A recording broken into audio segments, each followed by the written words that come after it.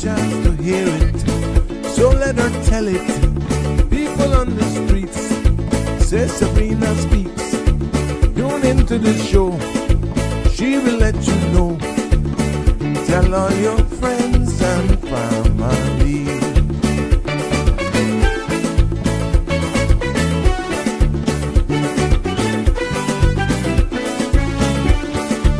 Real talk is no joke. You get the news straight up from grassroots and concerns. You can hear with some people gone. So tell all your friends to tune in to Good evening, Cayman. I'm Sabrina Turner, and welcome to Sabrina Speaks, your daily dose of clarity, truth, and community insights. Every weekday from 5 to 6:30 p.m., we're tackling the issues that affect you, from national headlines to grassroots concerns. Whether you're in traffic or winding down your day, this is your chance to hear it straight and speak your truth. So buckle up, Cayman. We're not holding back. This is the show. We gotta let you know. Now we got to go.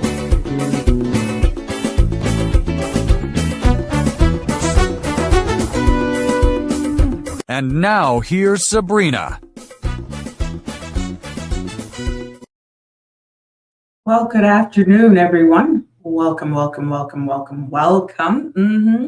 Good evening, Cayman Islands. Just want to send out these links. I think it's gone. There we go. Yes, welcome to a Friday episode of Sabrina Speaks. To you, our Sabrina Speaks family, near and far.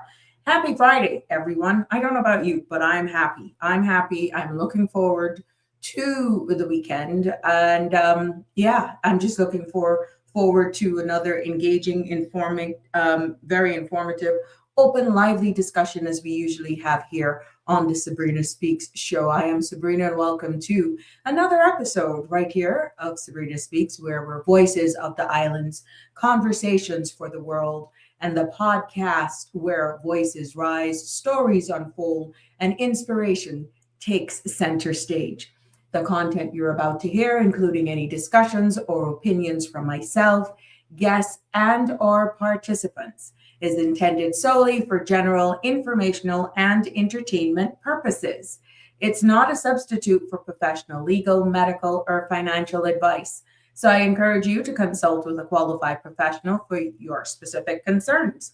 Bridge Media Limited and all its affiliates disclaims all liability for any decisions or actions taken in reliance on the information presented.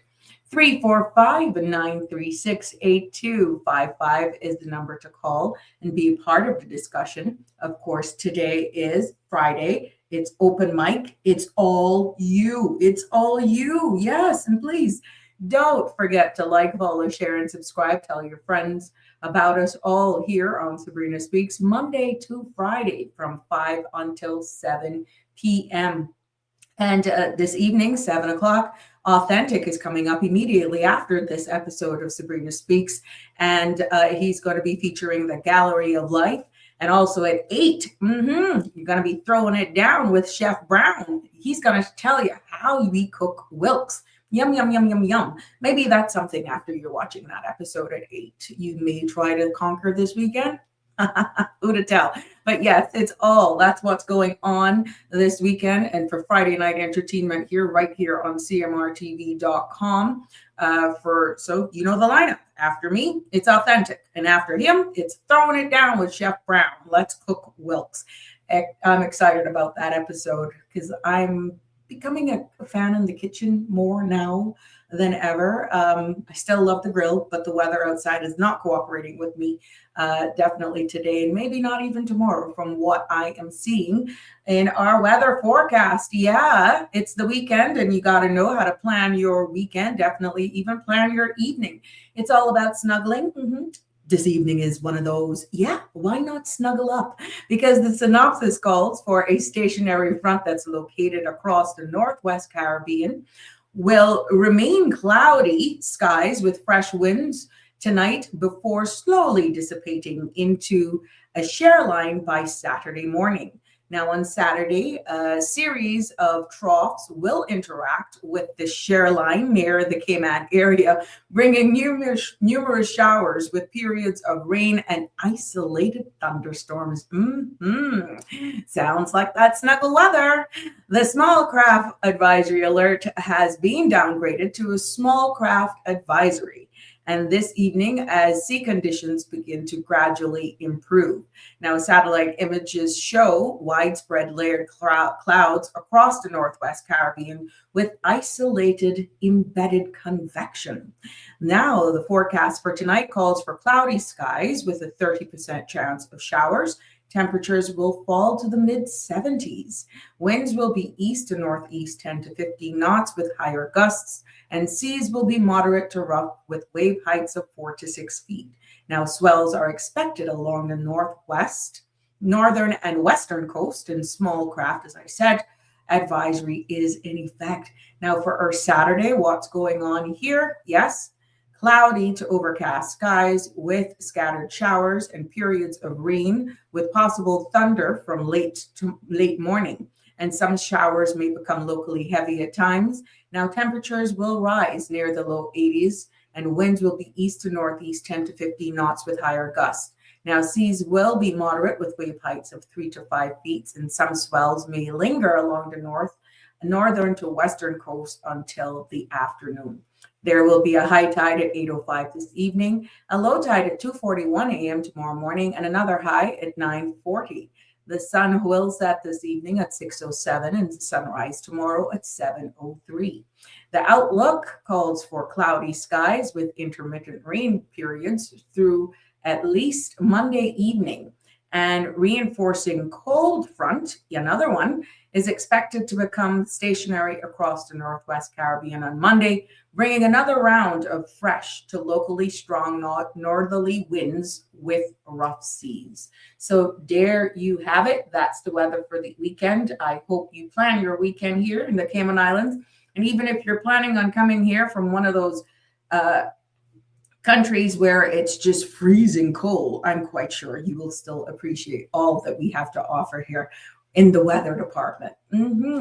Let's say happy birthday to my friend Zana. Yes, Zana. I want to make sure I got this right. She's 6 years old, and thank you, all of you, for sharing the love on our Sabrina Speaks page. Yes, that's on her Facebook page, Sabrina Turner Community Activist Facebook page, sharing the love right there of this 6-year-old growing into be a lovely young lady. Look at there in her nice costume. There we go. Grandma and Zarina, Mama, quite happy to see their daughter and granddaughter growing up to be a fine young lady. Yeah. Happy birthday. And I'm hoping that you're having a blast on your 6th birthday. Who to tell? Can see you looking at this years from now and like, she put me up on that. Oh my gosh. Yes, I did. Yes, I did. It's your 6th birthday. Enjoy it. And to Mama, enjoy them. They grow up very quickly. I remember when she was one little thing hooked up on your hips. And Stephanie, I know you're good at spoiling them rotten. Do what grandmas do. Yes. Happy birthday, my love. Enjoy your birthday. And we're also sharing birthday wishes to Lavella Brooks. I wonder where she's just jet set it off, or wonder which restaurant or wherever she's going to be this weekend. Knowing her, she probably started from Monday. And, it just gets bigger. She'll probably be one of those who celebrate for the entire month of January, knowing this young lady.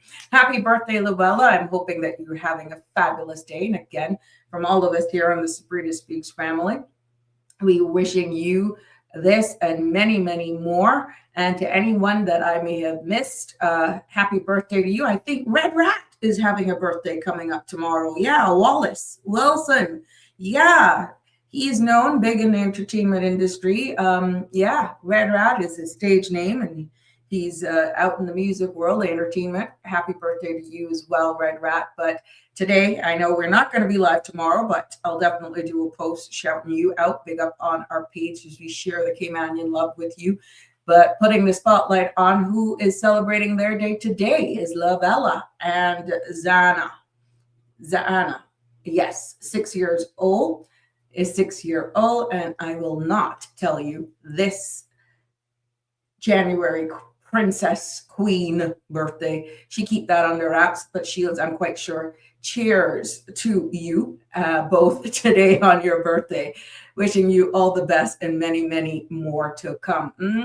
Jimbo is first to respond or to comment in the line. Happy Friday to you, my sweet, and all the beautiful people. Yeah, I've been behaving, Jim. You notice I'm not doing it. I'm not doing it live anymore. But I like you clicking of the glass and all that good stuff. Yeah. But yeah, better days are coming. Hello to you too, my love. Happy Friday to you, Marshall. It's good to always have you guys with me. And Damian Henry, happy Friday to you. Good, good, good, good, good. Yes, Jimbo, Connie must be enjoying happy hour else. She's probably at Cabana hanging with Luigi and the gang there. Who to tell? If it's there or somewhere else, the mere fact that she didn't send us the memo, I'm going to deal with her, Jimbo. I think we both need to take her on, but I can't wait for at least one day we all go out and just have a blast, just enjoy each other's company since we're doing it so much in this virtual space. And you see the amount of fun that we're having. It's amazing with the personalities that are here. What a heck of a half hour that would be. What a mess. Probably. Who to tell? It's pretty chilly out, and the seas are quite rough out there, so I'm quite sure. But it's always a good atmosphere, a good vibe there at Cabana. Shameless plug for them. That is one of my favorite hangout spots. I do have a number of them, but there's a great chance, a heck of a chance, you're going to find me right there at Cabana, keeping it local, keeping it fresh, keeping it in town where I was raised up. And I just love the vibes. But with this kind of weather, yeah. Yes, we should be there. We should be. But you know what? We're going to take her on soon. We could take her on soon. I don't know where she's at, but she's late to class. So she'll have to answer to us. Where is Connie Bonnie for sure? Real Michelle, happy Friday to you. What up, Jimbo? Hey, Sabrina and the CMR family. Another day greets us, for which I'm grateful. All hugs to you. And yeah, you're sharing the happy birthday wishes to all of those that are celebrating birthdays as well. Yes, Jimbo, it's really nice. It's really, really nice. I love it. I love it. You go there and who you know, you see people across the bar and you see regulars and that sort of stuff. You want to identify yourself. You do. If you don't, it's fine with me. I've had a number of persons who just come and tap and they'll just smile, or you see them give you a little wink to let you know, I see you, spot you. But yeah, nevertheless, it's good vibes out there. Luigi, the crew.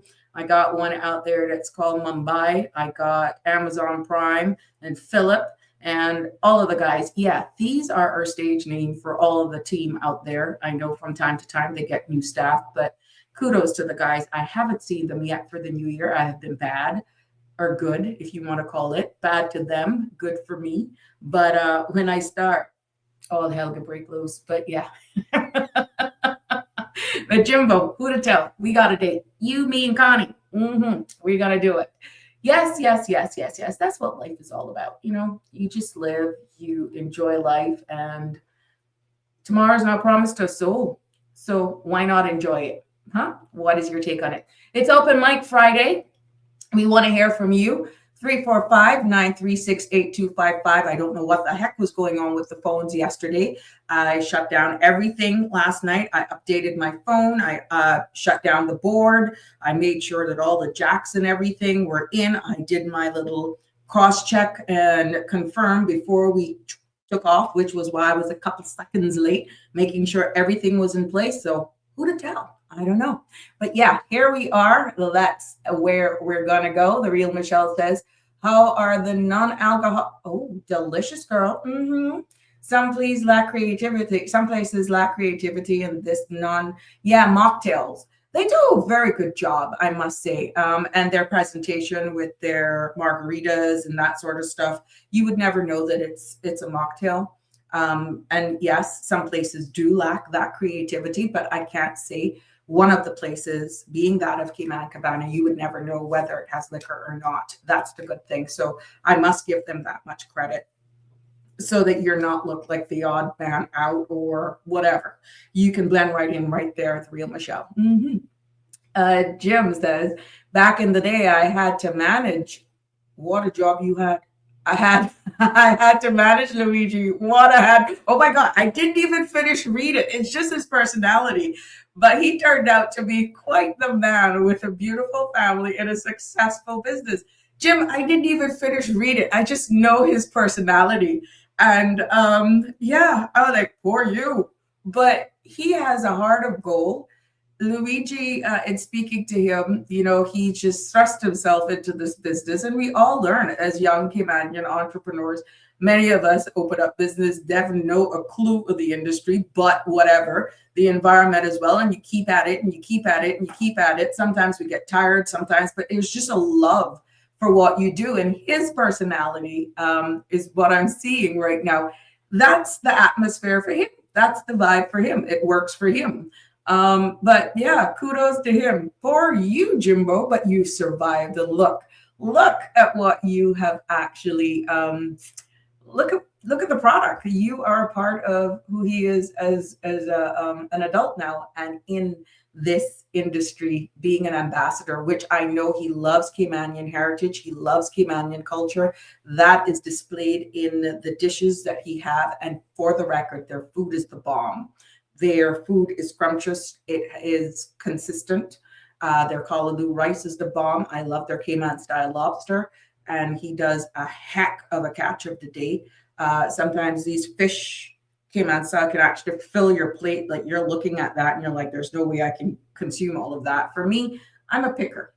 If I could go there, I could be on the liquid side more than the meal side. But yeah, anyhow, their food is good. In my humble opinion, they got the best comforters on island. So there you have it. Shameless plug for Cayman Cabana, because I love you lots. And just for the record, it is a shameless plug. It's one of the last few, if not owned, Caymanian owned a business out there selling Caymanian food that you can taste that Caymanian touch.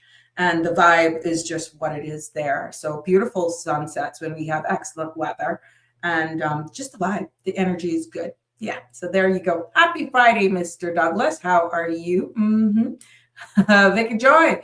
Yeah. Happy Friday. Drinking my champagne and watching you drink. Well, at least you're in bed. Snuggle weather. Yes, I said it. I said it. I said it. I said it. Denver, it's good to have you with us. Can Barantes. Hola, buenas tardes. Puerta vida. Puerta la vida. I got a little thing in me too. I try. Put it like this. If I'm on the dance floor, I dance like nobody's watching, and you can't tell me I didn't just win that show that's on TV about the dance one. You can't tell. Yeah, I just watched like nobody. I danced like no one's watching. That's what you do. You got to live your life, and yeah, just have a good time. But buenas tardes to you, and I hope that you have a good weekend as well. Now today's open mic. I got to give you some information, and feel free to call in, and let's hear from you. The week, as I said, what we're building out the space to be is that I want a day where, I can have this space for you, that there's no one specific topic, that we have an open mic segment. And I thought, why not a Friday where you can steer the vibe, you can steer the topics, and we just ventilate various topics on here. We know most of our long weekends, the Mondays are a public holiday. I didn't thought that was right. And then with everything that's happening in the Caribbean, there are certain geopolitical issues and the whole environment right now with hard hitting headlines. I thought it was good to just keep Friday for you. But you have to help me fill this space as well, because there's no sense of us having an open mic, open air. We're not hearing from you. I love when you participate.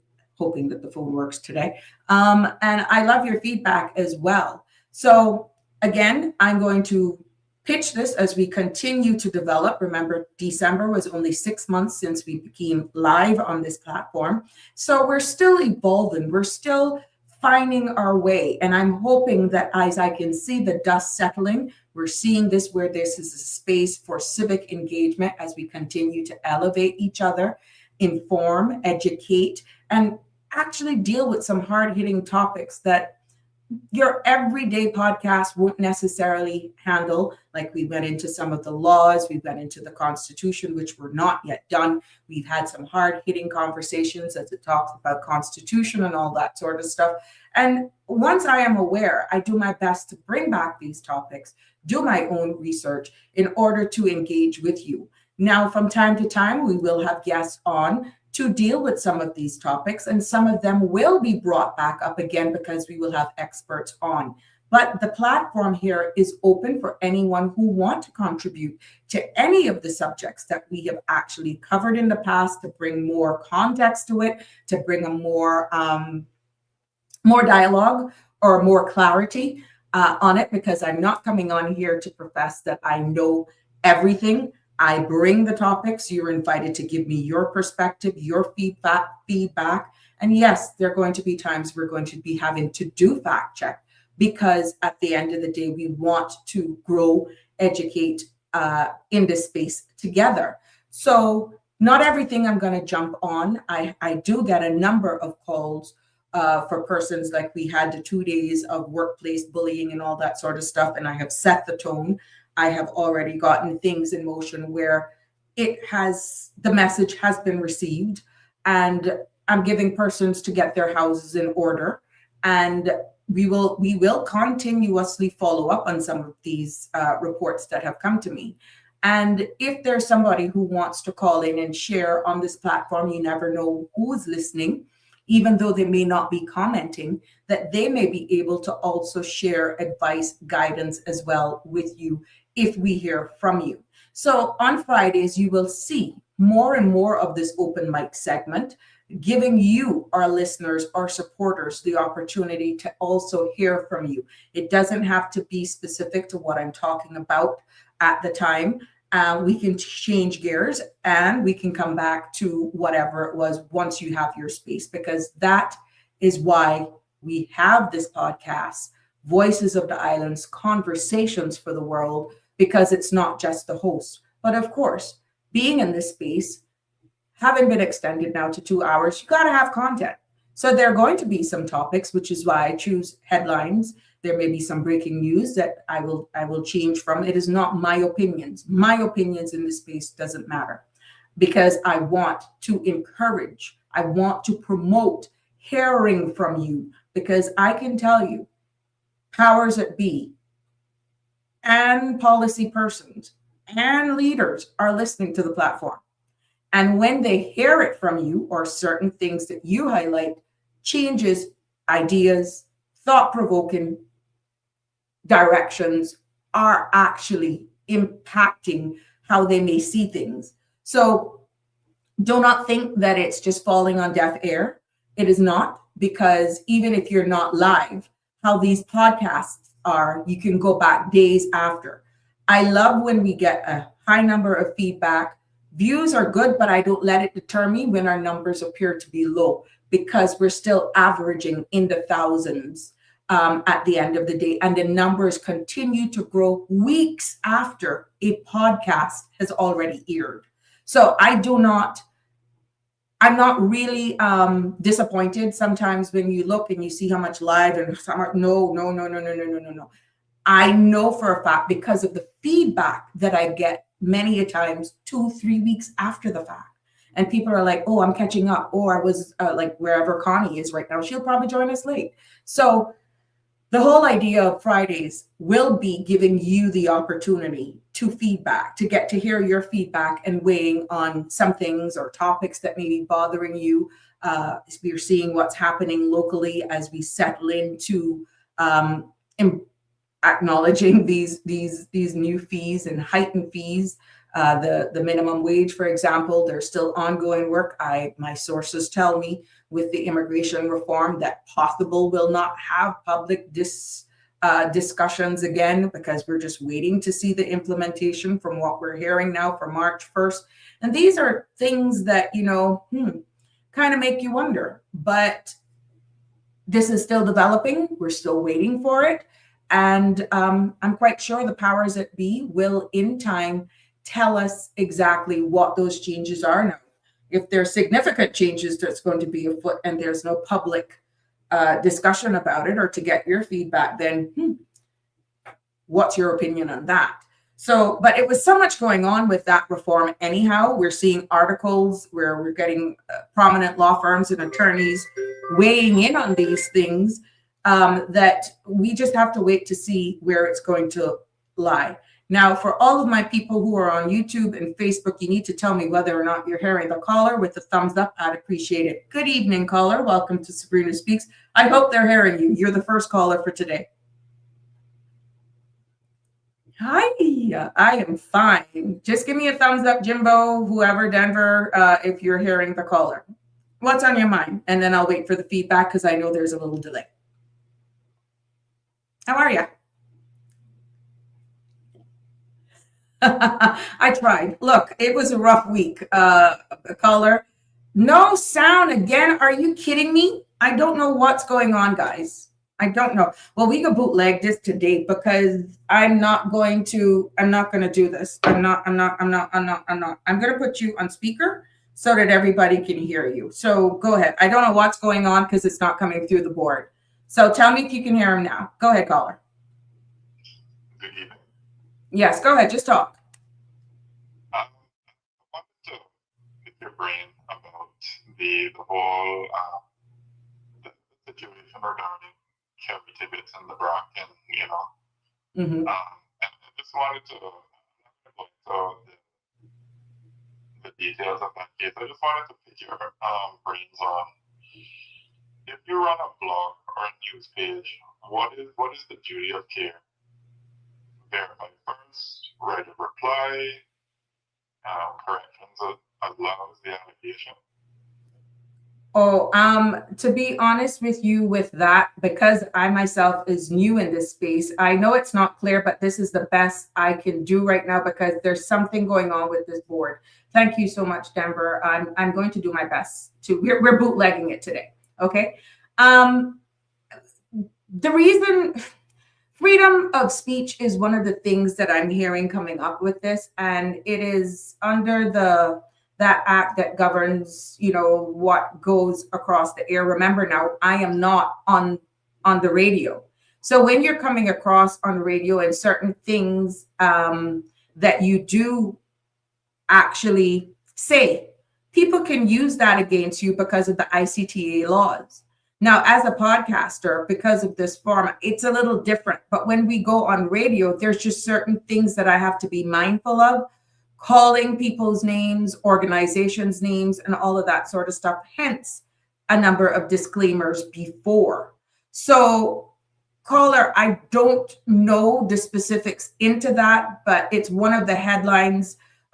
She was, I understand, based on an article, she was actually commenting on a news headline with a teacher that now has been, as we saw in our local media, has been gone back to school. So I really don't know the greatest into that. I have just been taking guidance on the fact that I know I'm not on radio, but it's just my platform is a little different. How I even deal with certain things is a little different.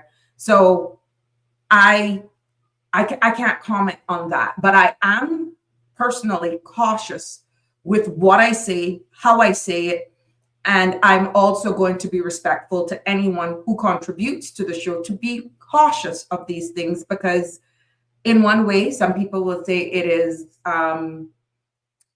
freedom of speech is being stifled, and when it comes to the media and these platforms and all of that sort of stuff, it's being challenged.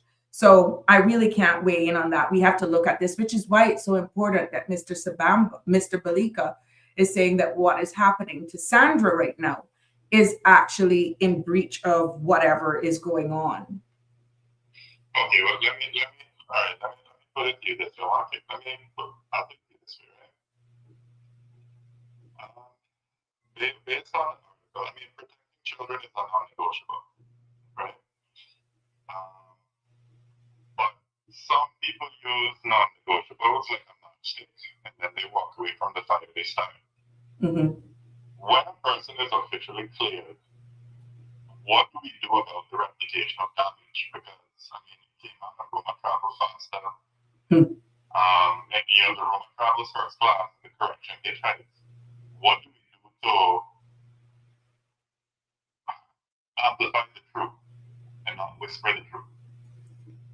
Well, I guess that's where your legal representation comes in, number one, and the power in numbers actually, if we stand together as well. But we have to look at the legislation that is governing a lot of these things that will determine, because the mere fact that the previous case against Miss Andra, she actually won, but yet here we go again, she was served again. That kind of, it dilutes the ruling of a court. Like you rightfully say, what happens?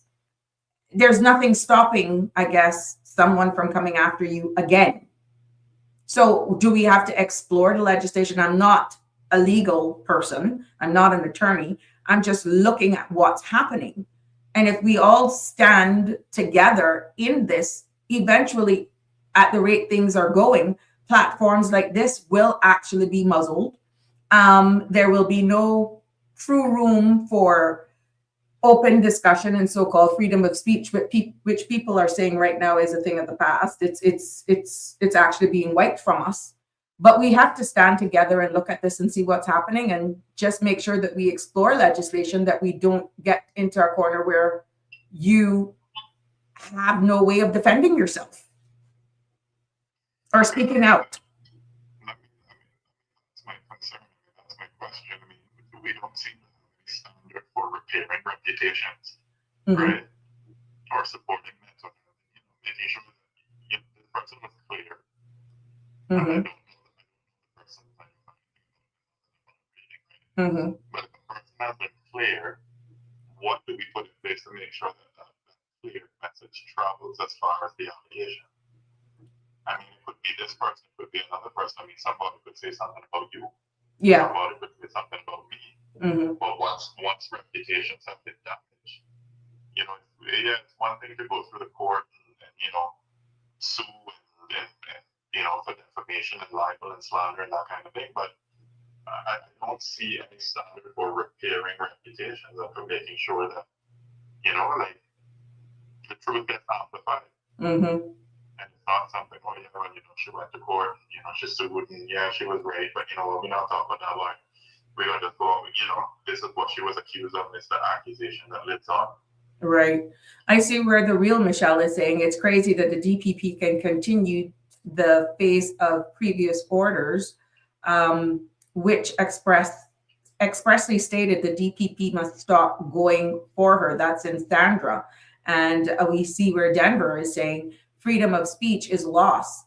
Suck it up and don't be afraid to voice your opinion. But if not everybody has the means in order to defend freedom of speech, and at the end of the day, unless we come together, almost like a class action suit from those who feel that their freedom of speech have actually been trampled on, and yet your constitutional rights have been actually not honored, then you're almost fighting this in isolation until it hits you. So Keith also says the day that they stop the freedom of speech in the Cayman Islands, there is going to be a riot. Well, Keith, what we're seeing right now with what's happening with Carrie, the ongoing case now as well with Miss Sandra, is that it's almost appearing to be that way, whether you come at podcasters like what we're doing here, that we are taking it from a civic level. But if there's ever a case where, it comes to the point that we have to set parameters or everything that we speak, because it's not an alliance, let's say with the sitting government, or you may offend somebody and they may come after you to try to shut you down. Yeah, I can see that actually being a problem. But from what I'm seeing with Keith, with our culture, I hope it never gets there, but the younger generation is dealing with things totally different. Caller, I'm actually reading some of the comments so you'd see exactly what's being said. Sure. Jim also says, as long as we're not defaming someone, have documentation to back us up, we should be able to speak openly. And Slavery Shadows 2752 says, I have something to warn all Europe, US, okay, yeah, from it. Is there organization leading terrorists? Okay, I'm sorry. That I thought that was in alliance with this. Yeah. So that's what we have there right now. With that, go ahead. Section 19 of the ICT law, right, where they talk about using a network to abuse, annoy, threaten, or harass. Mm-hmm. Is the word annoy too low a threshold? And how do I say this? Does it chill legitimate criticism and citizen journalism? Or is it necessary or real? Because you have the online platforms can destroy people. Mm-hmm. How do we draw a clear harassment? Like I said, it's just good legal representation and knowing. People are saying it's very difficult to understand you. I honestly have to apologize for this. I wish it was clearer. It's not going through the board for whatever reason. I have done everything to try and just connect this. I don't know if it is the wire. I don't know. Everything is connected. So my humble apologies there, but I'm doing my best to do it bootleg. Oh, this is not, the space is not conducive. You be a part of the backdrop. What a mess. So it's really tiny. But yeah, but if that's the case, then every caller would have to end up here. I got to get this sorted out for Monday. If I have to do a couple tests, to be honest, I thought it was the board. I don't know. I honestly don't know what's going on. I really don't know what's going on. So here we go. But caller, to be honest with you, we just have to look at this and hope that at the end of the day, let me try to plug this in again to see if it is, let's see, continue talking. At the end of the day, we just have to, I think it's the wire, you know.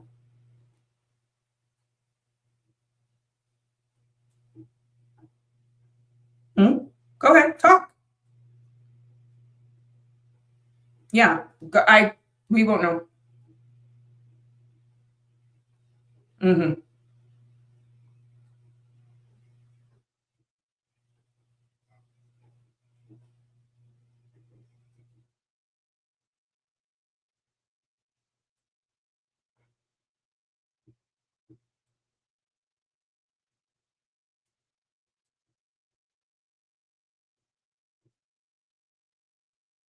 Go ahead. Hello? Are you hearing me?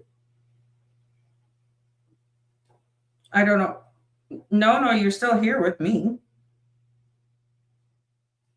Everything, but they're saying no sound from the caller.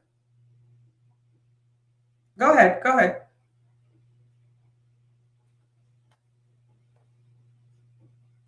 Mm-hmm. Mm-hmm.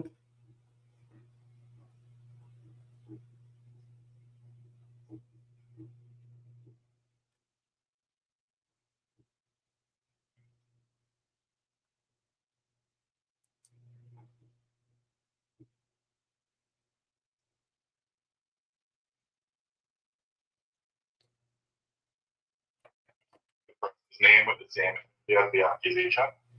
I think this is more of a cultural question. Mm-hmm.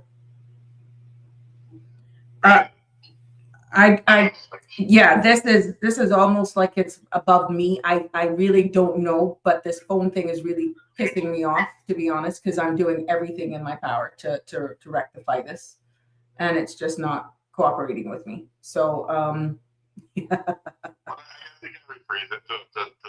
that's it. It's a lot to, because it in regards to this whole freedom of speech thing, and I hate it because you guys add so much value to it.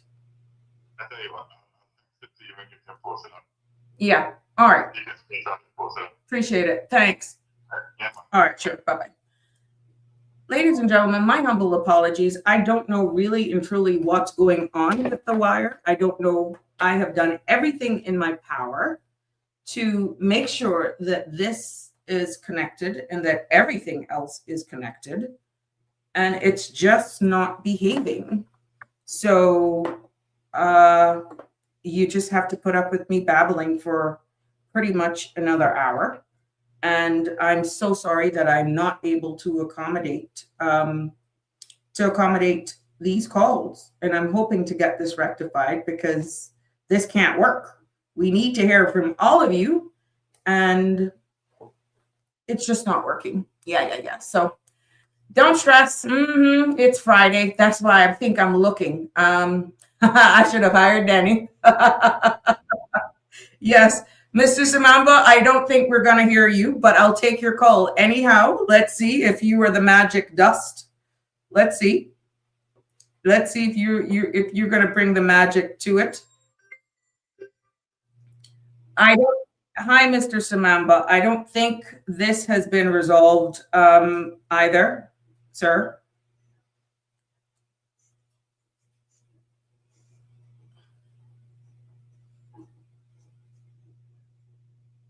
Oh, freedom of speech. Freedom of speech.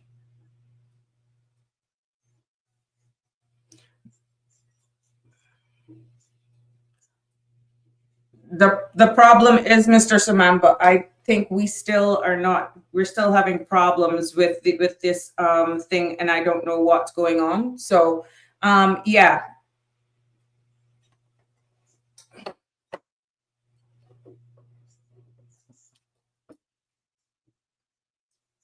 Oh.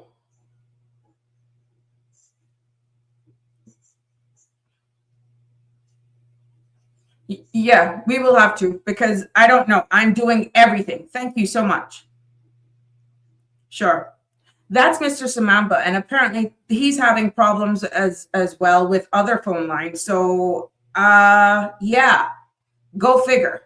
It's just not making sense, to be honest. And but very low. Yeah, I don't know what's going on. So you heard Mr. Samamba just now, Damien Henry? Is that what you're saying?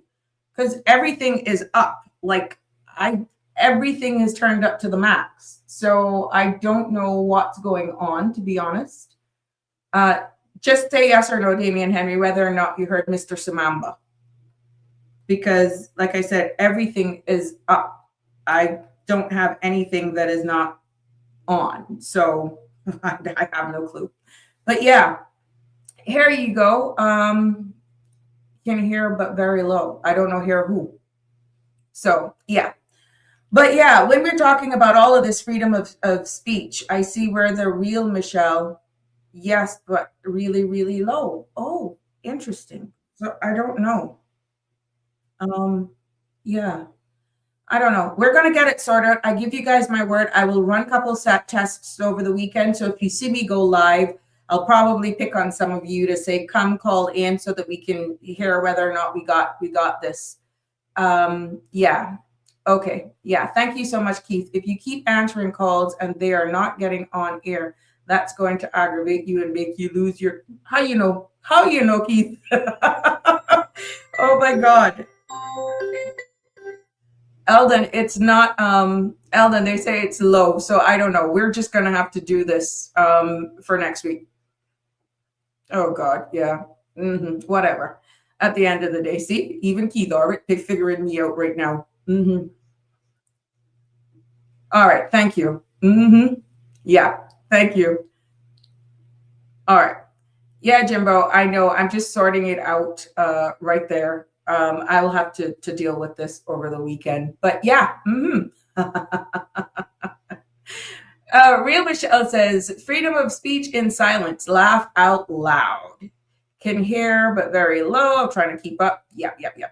So there we go. But what we're seeing, I see where in the discussions, the caller that was on that made me know that you guys weren't hearing me, it says, hi, Sabrina, I want to talk about freedom of speech and responsibility. Our Constitution protects freedom of expression. People shouldn't be hindered by government from sharing opinions and information. But we also have the ICT law where using a network to abuse, annoy, threaten, or harass someone can be a criminal offense. So my question is, how do we draw a clean line between legitimate public interest commentary, citizens' journalism, and harmful targeting that destroys someone's reputation? That's the first question. And should our culture adopt a rule, report concerns through proper channels first, then speak publicly only with verified facts and right of reply? Yeah, and it also goes on to say, and when someone posts a serious allegation and it turns out to be unfounded, what should responsible free speech look like then? Public correction, apology, and restoring the person's name with the same energy as the accusation. Very interesting. Is annoy too low a threshold, and those that chill legitimate criticism, a citizen's journalism, or is it a necessary guardrail because online pile-ons can destroy people? And how do we draw a clear line between public interest warning and targeted harassment? Now, I see it now that you put it in black and white. One of the disadvantages that we have in small island jurisdiction like ours is that everybody knows everybody. And we all know what happens when it hit the mall road, and we see now the power of social media and how that can ruin someone's reputation, how quickly it can go worldwide. And this is why the ICTA laws, it's a narrow line into blocking someone's freedom of speech and actually unfounded stuff, because you have a vehicle now that you can go out there and cast aspirations and say things that could be unfounded, as you put both sides here. But what happens when what you put into the public's domain is real? So to be honest with you, it is the way of the world.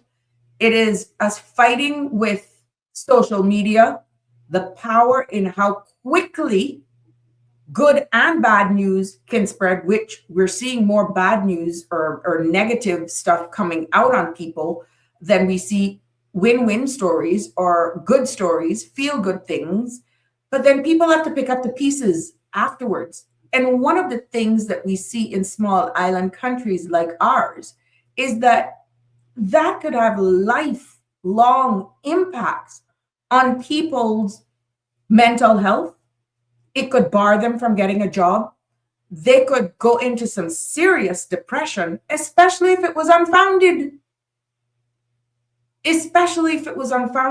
So, not being a lawyer, I think we all have to behave ourselves or conduct ourselves in a very responsible manner, understanding if you're quick to go on social media to tear me down, you better make sure you come in with the facts, because there is a 5-year statutory limitation that everything that you've said about me, I have the right to come back at you with a good lawsuit.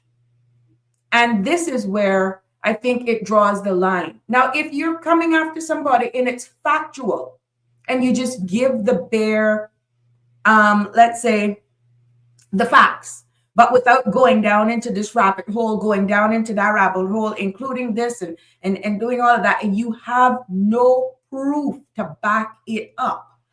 And because you will have those who love you, you will have those who hate you.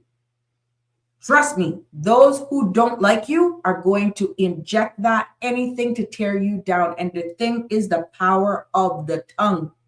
The problem is we're seeing now globally where it's having this impact, which is why I'm feeling now you will have more and more of these lawsuits that will come across as though your freedom of speech is being removed from you, when in fact, it's all a decorum, in my humble opinion, that persons are actually looking forward for you to conduct yourself in a certain manner.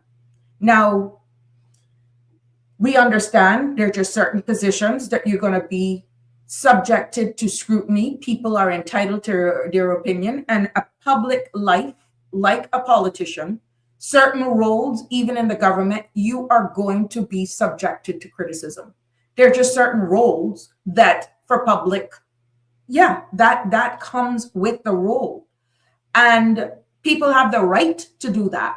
But there's also, even in those positions, there's a fine line in regards to your role as a public figure, your role as an MP, for example, and your private life.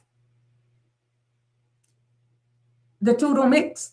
Now, if it is something that you're doing that's, let's say, messing with government funds outside of the powers that governs the way a minister, for example, or an MP should be conducting themselves, of course.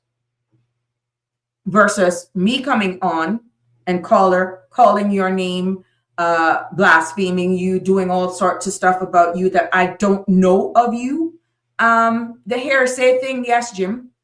And hearsay just doesn't count. But what has happened over the years is that a lot of people get the hearsay version, and it's automatically gaslit, thrown in a public space, goes viral, and that is what sticks, leaving many times the subject to pick up the pieces. Now, what happens? What happens, though, is when it is the truth, you should have your right as well to be able to defend your reputation and to possibly give more context. Okay? To give more context. Even if there's a portion of the truth, we know how that can be twisted to based on the object. And this is why certain things need to be addressed quickly.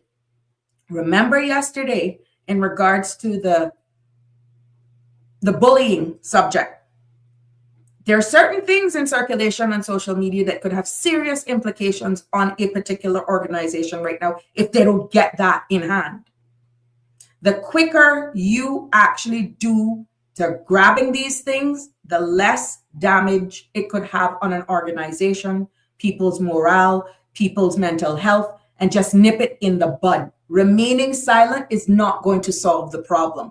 And we know the power of social media, how fast that can spread. So the quicker you get to do damage control, right, the better it is. And that's on both sides. Now, when it gets to the point where you're not even believing the truth, when you see somebody go, you come out and you explain yourself, for example, and you just go quiet. You know how much power there is in silence when you go, you're right in your hand? There is some serious power when a person goes silent. They've said what they've had to say. They've laid the facts on the table. And if, let's say, society, like how smaller society is, continues to go after what they want because that's what's getting the traction, and you see the subject just go silent, you need to worry. Because when you think it's all done, it comes back and hits you in the face.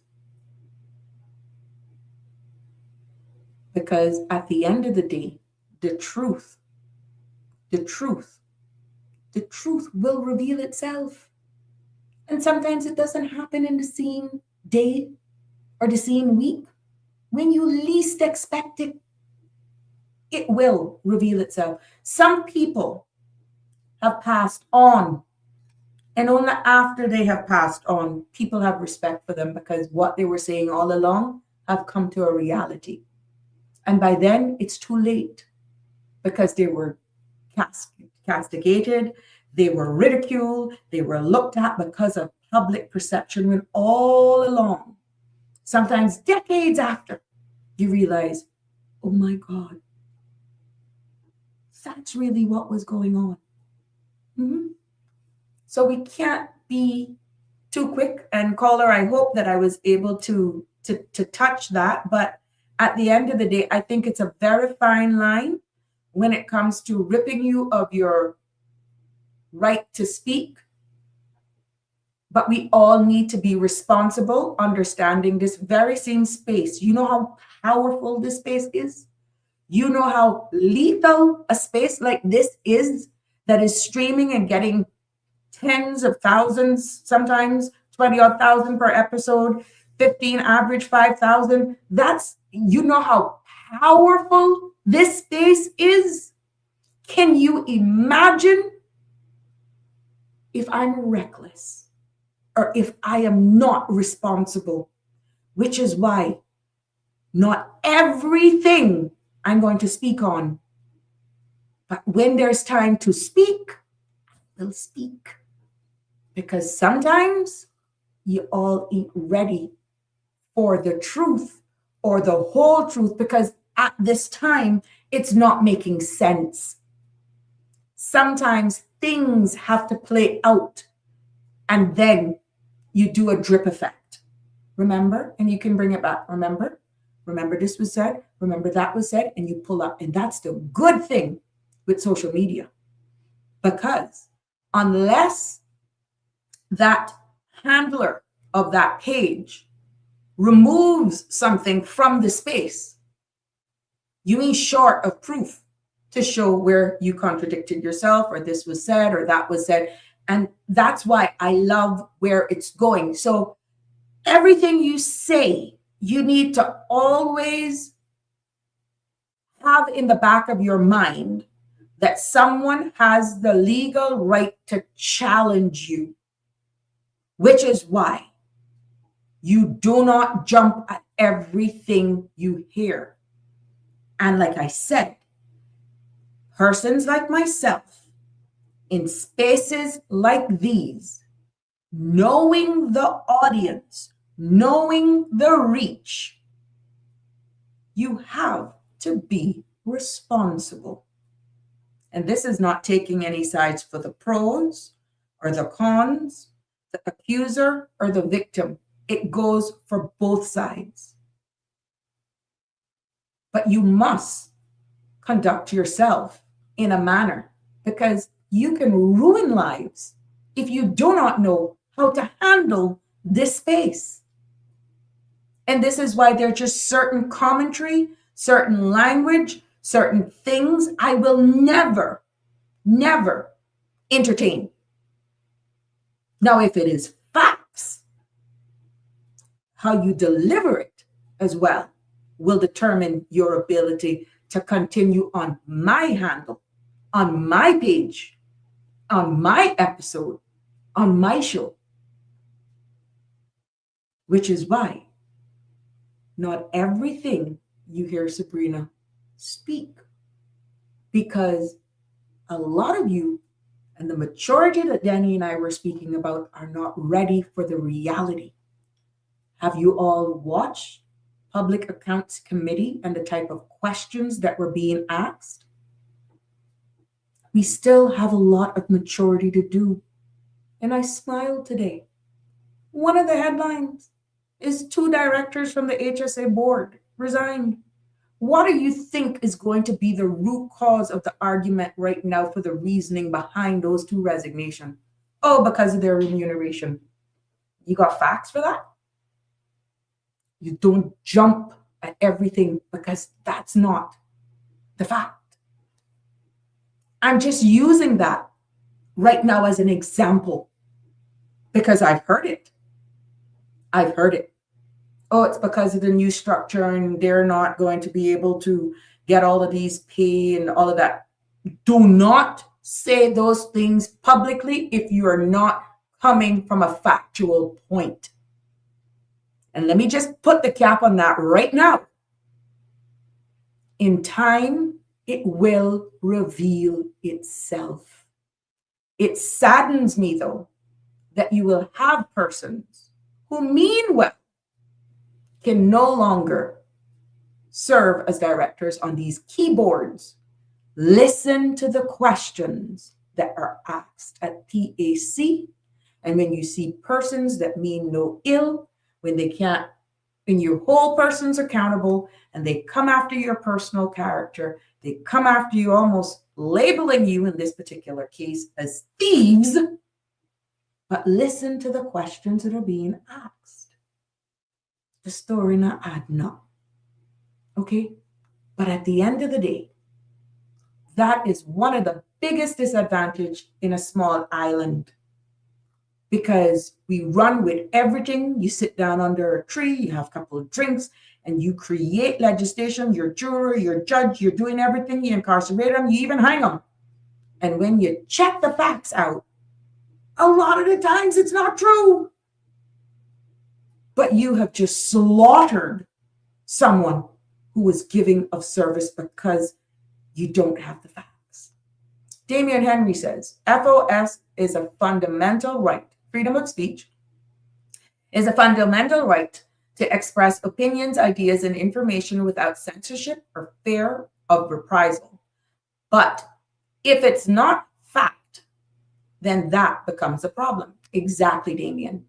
And with all the tools right now that is available for you, please go check, recheck, and cross-check and confirm before you make certain utterances.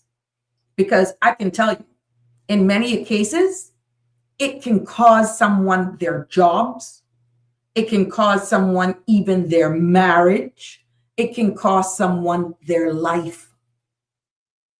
And the power of these spaces right now means everyone, more so producers like ourselves, and how we manage our space, it puts responsibility on us.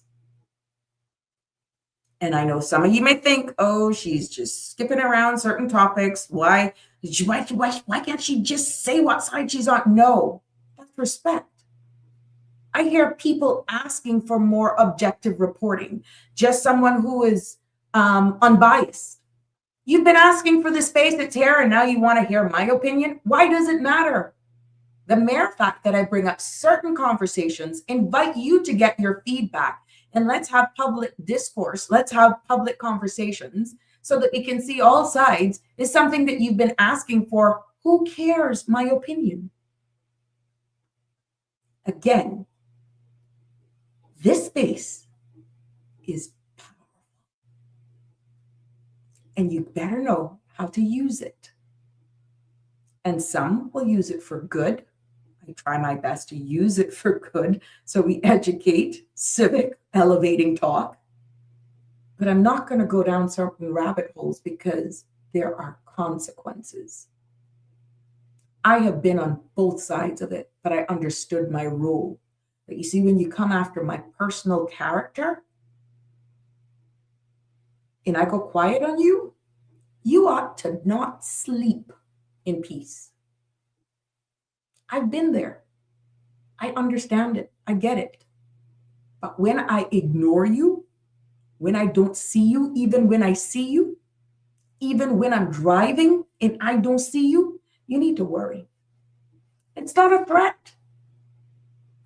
The power of these spaces, and you want the respect of the people, you got to know how to conduct yourself. But going back to the topic at hand, what's happening? From all accounts, not being an attorney, not being an advisor, I feel once that ruling was made, it's a total disregard and disrespect for illegal ruling for them to come back up. But here we go again. It's the power of the defense and how you represent yourself, but it's mentally draining. It's mentally exhausting for where we're going. Keith, if a child is living in a domestic violence home and they try to tell their parents that they need to stop because it is hurting them, and the parents tell the child to shut up and stay out of this, that's what the law is doing to us, Caymanian. Wow, I felt that one, Keith. But we have the right to effect change. You have your elected leaders, and you have a right. You have a right. Yeah, he said, she said, and don't stand up, Jim says. The real Michelle says, the email is Sabrina Speaks, the number 12 at gmail.com. Sabrina Speaks 12 at gmail.com. Real Michelle. Jim Norris says, Keith Art, agree. However, this is another topic that needs to be discussed. Oh yeah, Jim, boy, we got a lot. And like I said, we can all survive in this space. But what I have seen happening in the Cayman Islands is that we run on hearsay. We actually destroy each other. And many a times you're not challenging these people who have inflicted all of this erroneous information on you, because it's like, I got to deal with that civic. I got my bills to pay. You know how long it's going to take it through the court system and all this. Yeah, but it takes a while as well for reputational damages to be repaired. And you just have to, honestly, it's draining is what it is. It's very draining. The real Michelle says, people need to do their job in accordance with law and not based on what some estranged family members may say. The law is the law and no excuse. Well said. Denver, if you tell the truth, you won't have to remember what you say. Let me tell you something, Denver. Some of them will sell a lie. They will cry. They will make you cry in a lie. Oh my God, they lie like a Persian rug. They will lie. And eventually, sometimes it'll take you years to figure out that it was a lie. And they don't care. They just lie like a rug, a Persian one at that. As I stand clearly by that, I've been in the situation, Denver says. Damian Henry. Even when its deleted digital footprint will still be accessed once being watched by the public. Yeah, you can't reverse that, Damian Henry. Yeah, you can't. You can't. Denver says, I'm still fighting my battle with Cineco and HSA. Oh, really? I think you had said something to me about that. Really? I thought you'd got that resolved. Oh, my goodness. That's sad. Make British Empire great again. Real Michelle says, What is this body you speak of? HTA. Real Michelle, what it is? HSA? I said HSA. Yeah.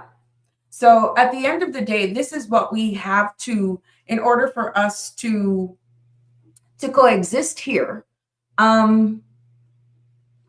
we got to handle what we say to people, where we say it as well, and make sure what you're doing, because you are seeing the lawsuits are coming. It's not that they're trying to shut you up. They're just trying to say, prove it. If you're going to make these allegations against me and you're going to go public, you're going to go blast me on your social media pages, for example, and it's making me look bad, prove it.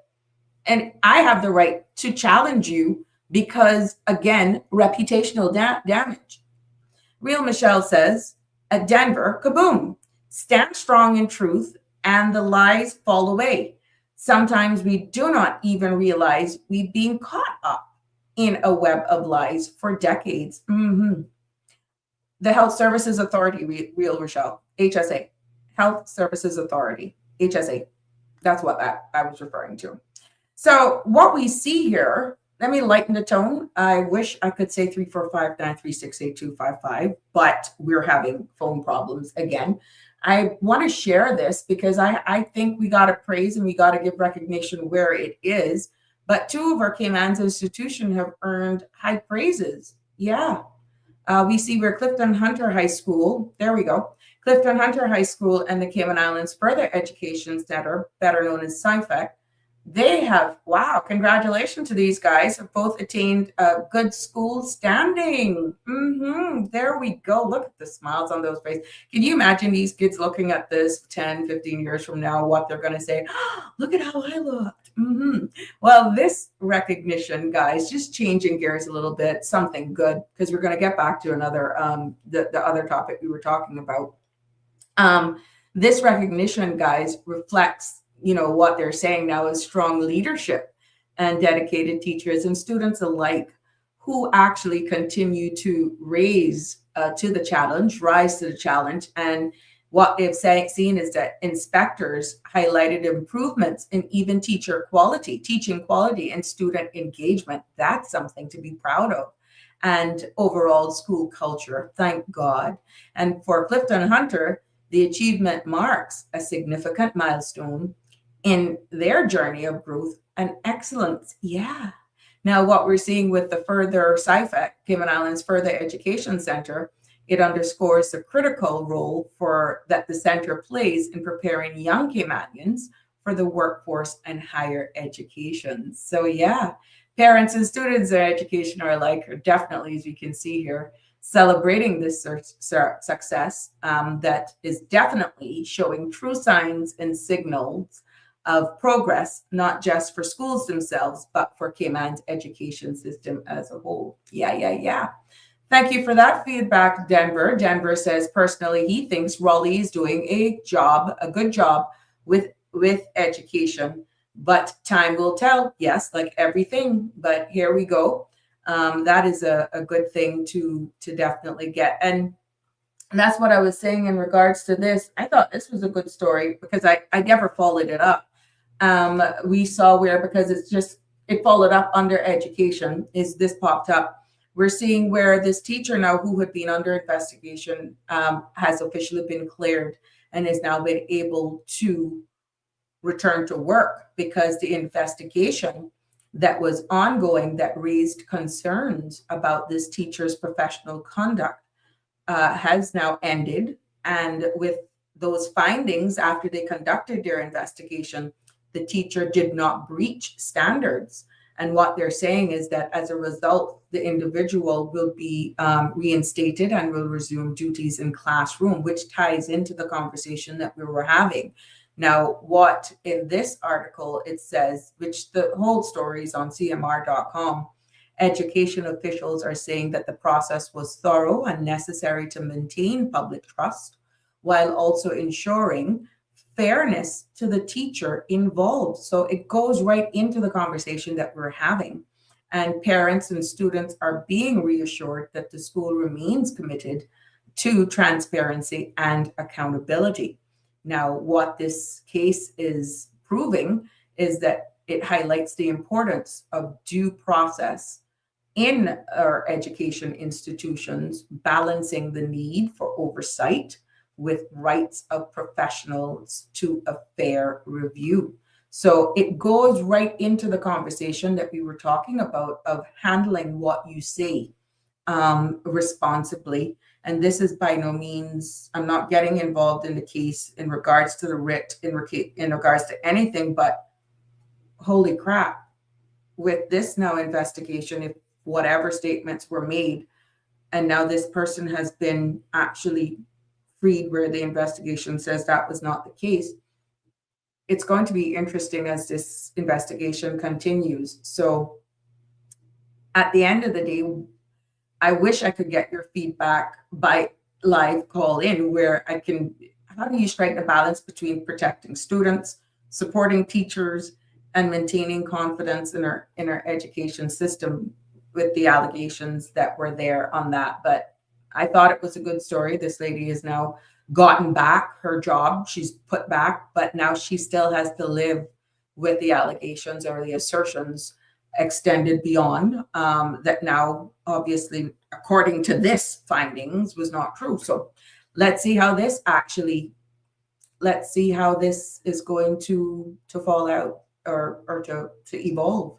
I don't know. But Again, being responsible. They're not saying to shut up. They're not saying don't ever speak. Just think. Just think of what you say before you say it. And I would say, what if it was you? Would you say those things about you, especially if you don't know all of the truth?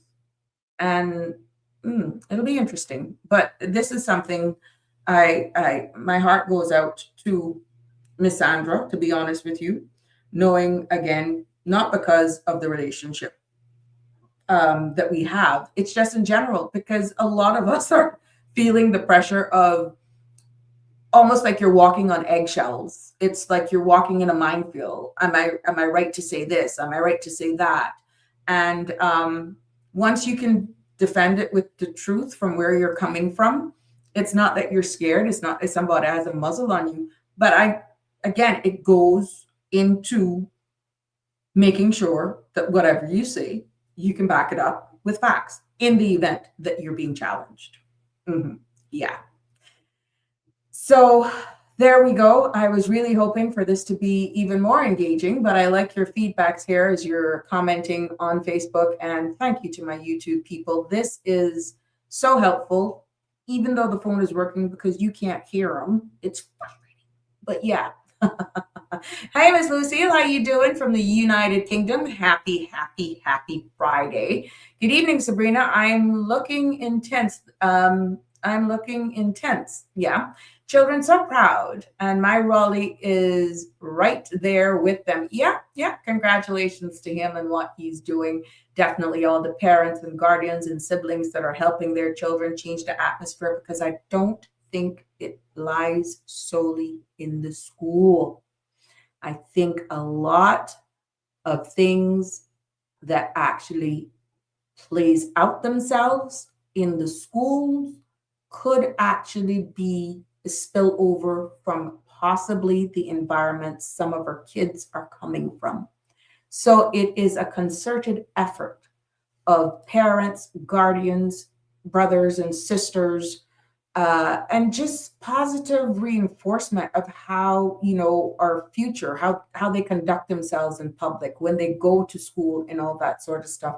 A lot of these kids as well look for someone to just hear them out. They look for, just at the end of the day, they want to find, remember, with that age and hormones and all that sort of stuff, they are searching. They're searching, and they probably just need a listening ear. Now, not being an expert, but among myself, sometimes you just don't understand them. You don't understand how they're, I guess, wired, or how they come to certain conclusions. But it's nothing wrong with you throwing yourself down on the floor with them, or throwing yourself across the bed and say, let's have a talk. Tell me exactly what it is. Tell me.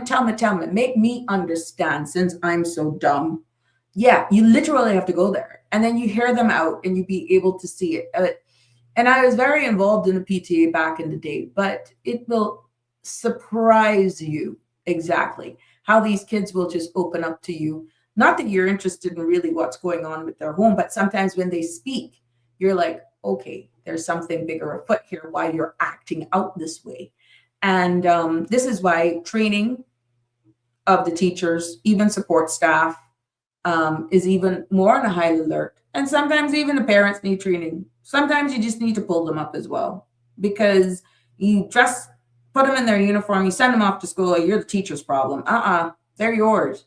We're trying to instill education in them. There's just manners and respect and decorum and conduct that shared with everybody, but more so in the home. So I feel we all have our part to play, but let's celebrate in this celebration here. Look at our future. There we go. Yep.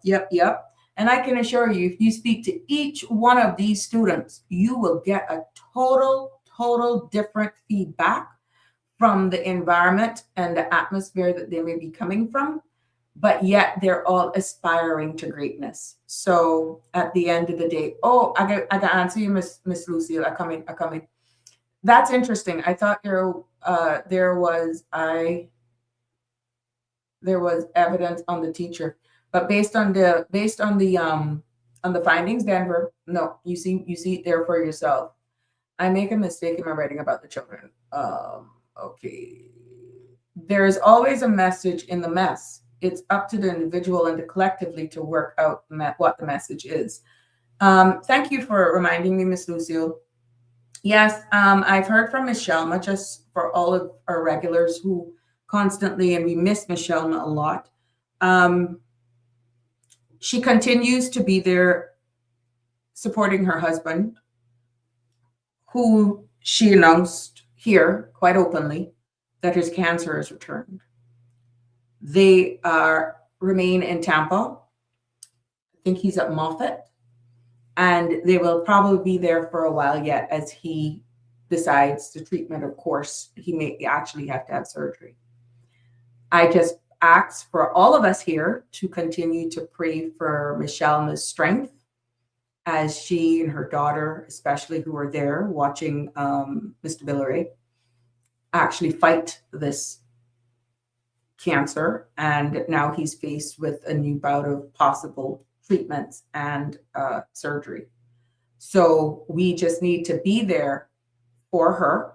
We love her. We miss her a lot. And yes, I do hear either directly or through my relatives who pretty much almost every day speaks to Miss Shelma.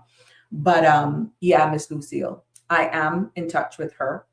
And we just need to be strong for her, to be honest, as she navigates this time with her and her husband. But they're still overseas.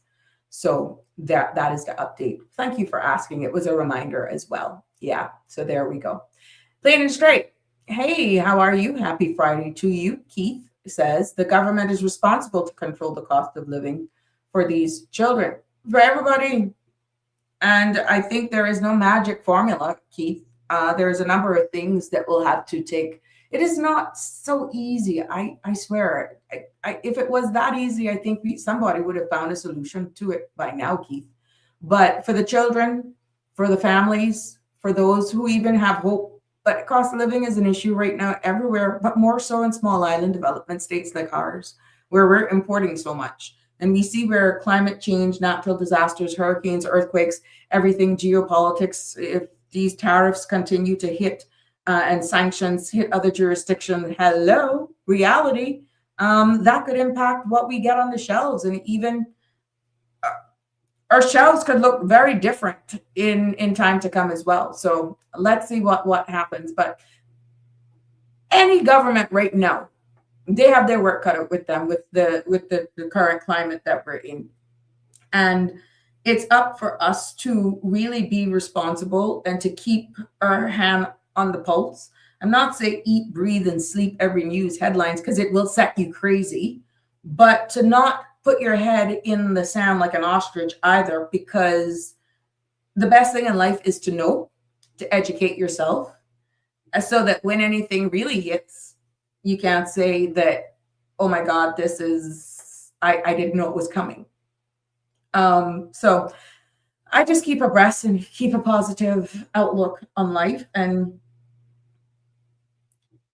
the quality of life and the way of life that we're all living, and that don't care where you are right now, can change in a heartbeat because of what's happening around the world.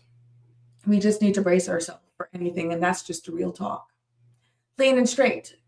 We are sending Michelma and her husband prayers and strength. Oh, I know she looks at the show, so she's going to feel all the love, and thank you so much for that. I'm quite sure she will appreciate all the love and support that is being shared here. Miss Lucille, I'm in touch as much as I can. Yes, thank you. She will love that. So yeah, send her a message.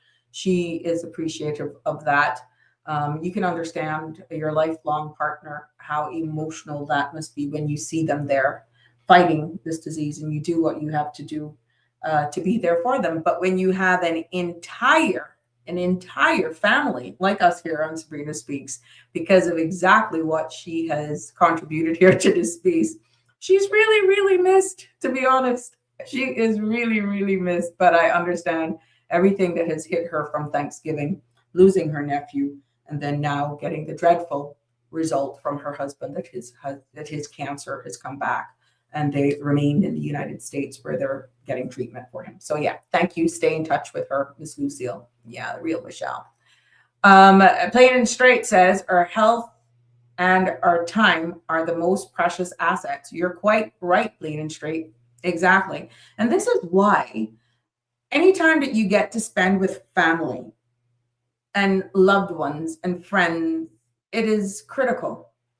Because when they're taken from you and there's an empty table or a seat at the seat at the table, and they're no longer with us,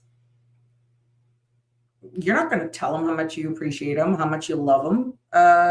We want to hear that when we're alive, right? And the worst thing in life is to live with regrets. Oh, I wish I could have, would have, should have. When it's not that hard to just say something nice, to really show love, to really show appreciation. Now, there's some that just drain your energy. Let's be straight. Let's be plain and straight. I think there's somebody, yeah, plain and straight. There's some that drains every bit of life out of you. And don't care how positive it is, they just suck the life out of you. You have to choose what you want in your surroundings. But when it comes to showing love and appreciation, let me get this off. Love and appreciation for our brothers and sisters. I think that's the most important thing. And if we start showing a little respect, a little more love and care for each other, I think the amount of high blood pressure and diabetes and all that sort of stuff would just go away. If we would stop lying and talking about people behind their backs that is not true, and just uplift them when you see somebody's really having a hard time and struggling, I think we'll be in a better place. And I think that goes such a long way. Because right now, when you look at all of the headlines right now in the world, and I deliberately did it today, I search for some good news topics, and I search for trending or top headlines for today, Friday, January 16th. Under the trending headlines that was general, I swear I had over 30 pop-ups around the world, regional, US, Canada, yada, yada, yada. Some places that I've never heard of. It was all bad stuff, right? Like really stressful stuff, like something else to worry about. And then I said, let me look for the good headlines that are making, I swear, I kid you not, 3. One was about environment with some kids in Japan or somewhere about recycling. And there was another one about some treatment to help with blindness. I don't remember what the other one was, but I was like, are you kidding me? You're telling me that there are no good trending stories and headlines around the world? And I think it was the same 3 or 4 that popped up, because everything in headlines was either geopolitical, wars, someone died, someone being incarcerated, or what's happening political wise that is creating worldwide stress. And I was like, OMG, let me bring it back to home. Let's trending at home. And then of course, borderline, we didn't have, we had the teacher, we had the school, and then we had the resignation of the HSA board of directors. That's what came up. And then the reminder that today's the 16th, and anybody who are riding those scooters and those e-bikes and stuff, that you're now, if you're operating them outside of law, because you're now being dealt with under the traffic law, just like a car. Those were the things that were really coming up. So I challenge you to look at the good news stories, and the number is way less, because what you put in headlines and tabloids that sells, it not a lot that's good right now. It's like bad news are getting the algorithms, and that's what's picking it up. So I think we need to chart our own course. And something that came up as well too is that if you're using ChatGPT, that they're now based on certain tiers, they're now, like YouTube, are going to have ads So this is just released just before I came live, that I saw where Chat GPT now is going to be having ads. If you do the Pro and the Plus, I think those are going to be ad free for now. But they're actually now in the tech world. And even that didn't even come up as a good story, because, hey, if you don't want to ads, you're going to have to pay for it. And I think some number I saw come up, I think about $8 or whatever it is. But it's if you're on the Plus, here it is. If you're on the Plus or the Pro tiers, they'll remain ad free, but they are going to be charging for you to actually get that now. But it was hard for me to find. Hey, Robert, how you doing? Have a good weekend. I hope your Friday went well and that you're looking forward for a good weekend as well. Good to have you here with us. Real Michelle says, love your neighbor and love your enemies. Be the love and light we actually are. Yeah, the enemies you gotta keep close. Oh God, they're the ones who want to ostracize, child. But sometimes it's hard to identify them too. Again, a wolf in sheep clothing. I digressed. Let's see, Denver. Are you surprised with your findings, Sabrina? I'm not. It's the media. I could be honest with you, Mr. Denver. I was really expecting more than about 4. When you look at the vast amount of, just in general, even regional, I couldn't find of anything that was good. Caribbean, it was emergency meetings being had with the CARICOM members now, with everything that's going on with these visa frees and immigrant visas with what's coming down from the US. But even regional, it was hard for me to find anything good. It's hard. And then I think there was one for Barbados with their crying out for something in the healthcare industry. But it was, yeah, Denver, it kind of shook me, but yeah, it is. I guess when you see it in real time popping up, it hits you at a different level, because then you want to, I was speaking to Jimbo earlier on, you want to really just look at the good vibes, come with a good little thing. But reality is hardly anything that's being reported that's good. It's all stress and going to impact us some way, somehow. Good news does not feed the will of control for those who hold the power. Profound. Maybe you could hold a space for good news. That would be great. And that's where it came from. You got to thank Jimbo for that, Real Michelle.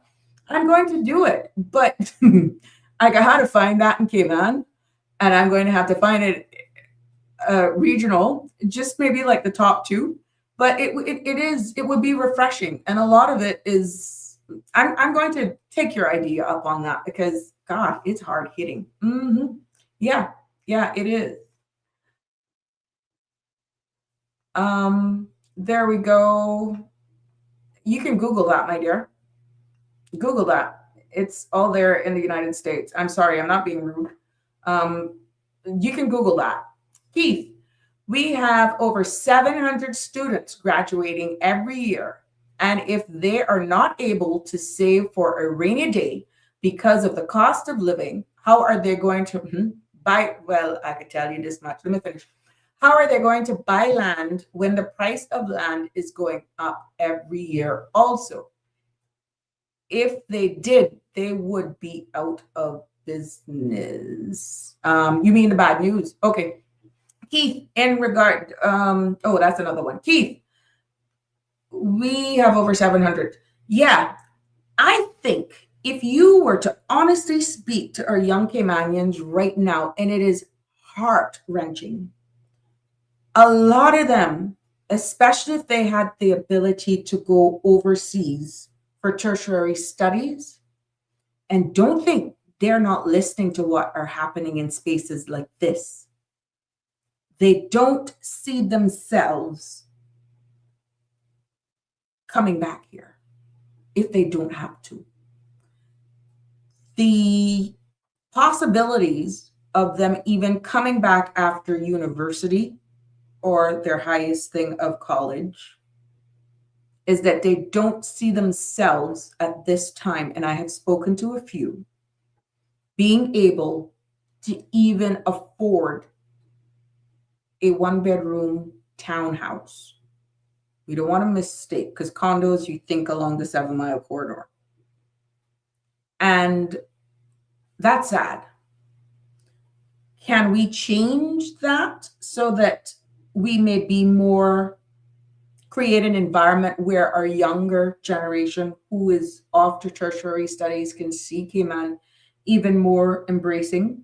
I know for a fact, I was a huge advocate for persons in the healthcare industry in trying to create an environment for people in the healthcare industry to come back and give back of service in the healthcare industry.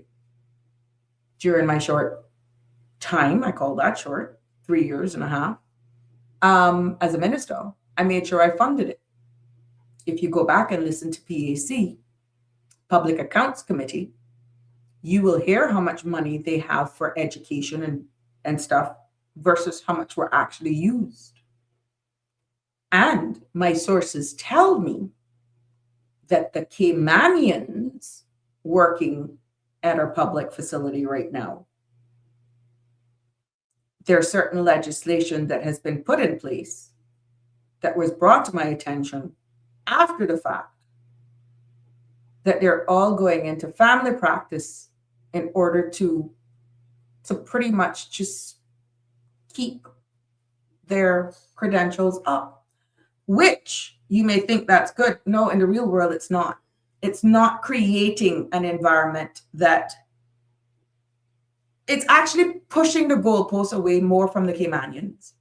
And when I say Caymanians in this context, let me just be real.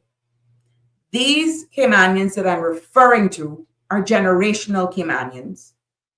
Just to make it clear, this is by no means creating any segregation or separation from those who have gone through the PR process and have acquired it through naturalization or other means. For the purpose of what I am saying, for clarity, I'm talking about generational Caymanians who have gone abroad, come back and want to actually give of service. And right now, my sources are confirming to me that in time, on one hand, the generational ones that are there, the environment is frustrating them to the point that they are at their wits' end.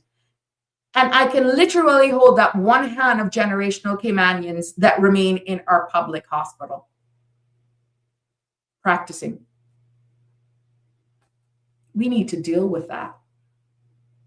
Because like Keith said, 700 students will be graduating, or pretty much an average graduating every year. What type of environment are we creating that our own Caymanians then want to come back and give of service? If those who are at that age now wanting to give back and the goalpost continues to be pushed further away from them, that it's actually running them mental. They have families, they have mortgages, and even if they want to go off to tertiary studies, they can't just, to let's say, further themselves to make them advance even more. Even though the funding is there should be some subsidiary that if our Caymanians want to go off to further themselves, that during that time, be it a year and a half, especially if they have a family, a mortgage, that they actually are subsidized for salary so that it would encourage them to further their education and still have some form of an income to support their family. I'm speaking medical right now. Yeah. But I'm telling you, I am not, let me repeat, I'm not discrediting anyone who's Caymanian by way of the acquisition through naturalization. For the purpose of this discussion and the example that I'm giving, because Keith said over 700 students are graduating, it brought that to mind of generational Caymanians that I have encouraged, who I knew were overseas, want to come back in the healthcare industry. And right now, who is even there are struggling. They're struggling to remain, and because of the environment that is being created. Yeah. So how can we encourage our Caymanians to come back home when what is being described is toxic? Let that sink in for a bit. Denver says if they did, they would be out of business. And I'm thinking that's the headlines. Everyone loves negativity. Well, you can see how far that's getting us. The real Michelle Teresa says, thank you, Jimbo. Awesome idea. And gossip. Yeah, Denver. Oh, yeah. All you need is a hammock now. Jim, even rentals. So many should not even be permitted to live in or at asking price point. Oh, because of the deplorable conditions that some of the rental properties are in. Yeah. Yep. You're quite right, Dan, Jimbo. Damian Henry, unfortunately, gossip and controversy sell. And it's what's presently driving the media. Pretty sad. Pretty sad. Denver says you're absolutely correct on the statement. I don't know which one that was, but yeah, I'll continue to deliver. Jim says East End and Northside used to be affordable, but not anymore. Thank God. I'm a fortunate one who owns their home. Yeah. Plenty of us don't even see that anymore as a reality. And with the rent, it goes back. Okay, I see where this is coming in. With the rent that they're asking for, God, and what you're getting. I saw some places even as far as $8,000 a month, and that wasn't. You would think, oh, it's in the South Sound area along the 7 Mile corridor. Some of these places is $3,000 to $5,000. And those are not coastal. Nope.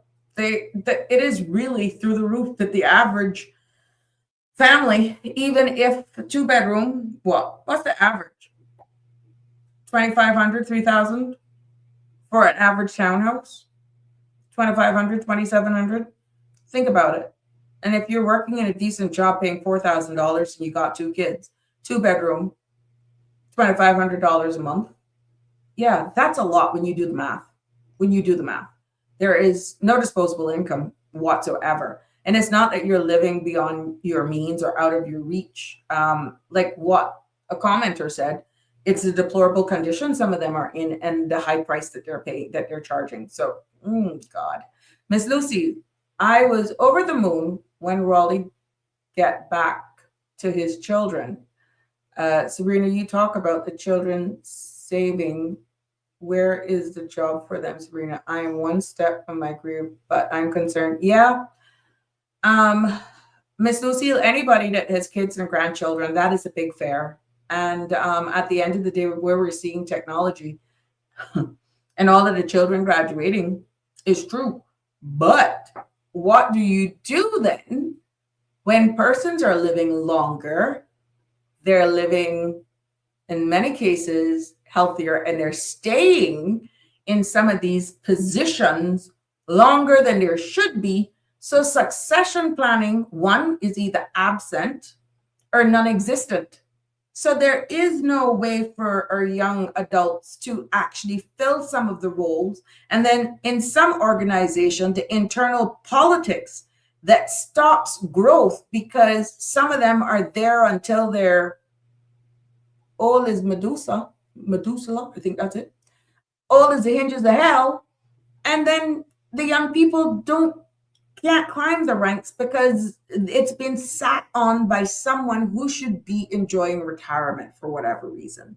Or the environment that is being created does not create those pathways for those young persons to one day get in the seat, or it's designed to keep them out for whatever reason. And then not everybody's made up the same way, Miss Lucille. Some of us will just get fed up and leave and probably go into entrepreneurship or just leave and don't come back.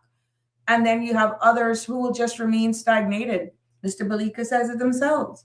Upward mobility, bar from being recommended by your superiors to get jobs and that sort of stuff. It's sad what's happening in the workplace. But how do we create succession planning when some people just don't leave? Even when their time is up, they're still there blocking the younger ones from upward mobility, even if they have the skill sets. What happens? That's an organizational, cultural problem. And I feel that that is where we're seeing some of the discontent in our young adults and Caymanians hoping to aspire and all that sort of stuff. I'm not saying to age out people, but if you have young persons in an organization that is one day being groomed for the upward mobility, but it's just like some, they can barely come to work. They're just filling a space. They should be retired, but they're not leaving that room for the younger people to go on. That's another topic as well. Real Michelle says we have the power to turn bad news into good news. That's true. Jimbo says, due to the high cost of today's living, people have to work in their elder years to survive. Yeah. And a lot of them, too, from the other side of things, is that they have taken on a lot of their grandchildren and even taken on some of the responsibilities for their children. Some of them may have had to remortgage their homes in order to help their kids either go through school or tertiary, or God forbid, there's an illness. So there could be a number of factors. But what I'm saying is there are some organizations where that is not the case with an employee, that the employee could actually retire, but they're just there, or the environment is fixed in such a way that ain't no way in hell the succession planning is even going to work. It looks good on paper, but it will never come to fruition, by then frustrating a lot of the younger people within that organization, getting them frustrated, and the opportunity of seeing themselves in senior management is further and further away from their reach. And not everybody is wired the same way to put up with that. And I can tell you what, you don't have much of those who were born in the 70s that's going to put up with that. You're either going to go and be your entrepreneur, or you're going to create something for your entrepreneurs in creating yourself, or you're going to stand up. And guess what's going to happen? You're going to be targeted. You're going to be considered the bully in the workplace. They're going to set the odds up against you. So, oh my God, we need prayer. Plain and straight. To be fair, there are lots of people who simply cannot afford to retire. Yeah, that's what I'm saying. The flip side of it is always the case. And that's why I'm happy you made that statement, plain and straight. I covered it to say, well, in the case, the perfect utopia world, that there is someone who's really sitting in a space that doesn't have to be there. But with all the other examples that I gave, plain and straight, that there are people who still have mortgages or illness, or they're a single earner, or they're taking care of their grandchildren or their very own children. Yeah, so there are a number of factors as well, okay? He says the government needs to have laws in place that the banks in the Cayman Islands are not allowed to do as they please, because these banks will become legal thieves. Well, I know the real Michelle soon answer you, Keith. Hey, Giselle, how are you? Happy Friday. Hope you're doing well. Happy New Year. Some people can't afford to retire. Yeah. Thank you for that. We agree. And you know what, Giselle, that is actually becoming a reality for even more people, more and more. And then because of the cost of living, what they thought, let's say 15, 20 years ago, what they thought was a good, stable nest egg that would take them into their sunset years, that looks like nothing now with the cost of living, the cost of utilities, and worse, if they're not protected with medical insurance. One illness can actually just bankrupt somebody. One medication, one treatment can bankrupt someone. So yeah, but a lot of them as well. What's happening now with organizations who are aging people out as well. I was only using it as an example for upward mobility, succession planning, and as a small island jurisdiction as we are, at some point, the balloon is going to burst, where we're still letting all of these young people out of school, coming home from university and college, and you can't find any place to put them. And then what happened? What happened? Because exactly what Giselle is saying, some people can't afford to retire. Then what happens? It's going to become a bottleneck. It's going to become a clog. And then your sense of worth, your sense of purpose, and for those who want to come home and contribute to society, with it being so flooded, oh my God, it's like this, but we can do it. I'm not going to give up.